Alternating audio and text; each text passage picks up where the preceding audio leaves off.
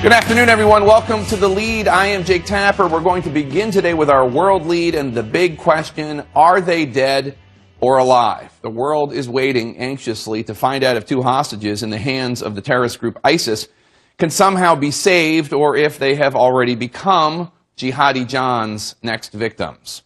ISIS's masked messenger called Jihadi John gave the Japanese government 72 hours to pay a $200 million ransom in which they could save the lives of two hostages held by the fanatical terror group. Right now, it's been just over 15 hours since the deadline passed. It remains unclear if the two men are still alive. This as the U.S.-led coalition battle against these terrorists could enter a new phase. The U.S. military's top man, General Martin Dempsey, now says that U.S. troops could be headed back to the front lines in Iraq.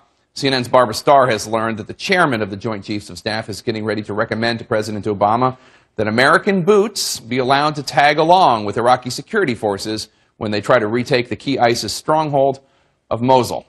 Let's go right now to CNN international correspondent Will Ripley. He's live in Tokyo with all the latest on this rather dire hostage situation. Will, is the Japanese government saying anything?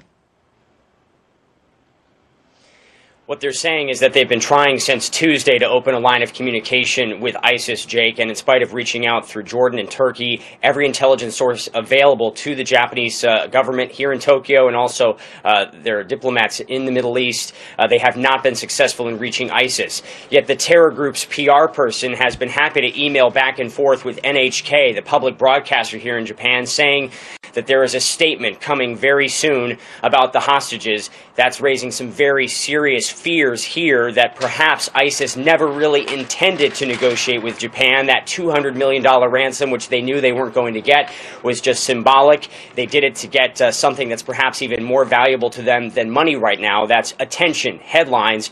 And sadly, Jake, as we know, the sick reality is every time they post one of these video executions online, something they have done to Westerners 5 times since August, they get a flood of new recruits, people who are inspired to join the organization. And given that the coalition has seen some success and their number of soldiers is down by thousands, perhaps they need more troops more than they need money, Jake. That's horrifying. And, Will, you've been doing some reporting on just who these two hostages are. What can you tell us about them?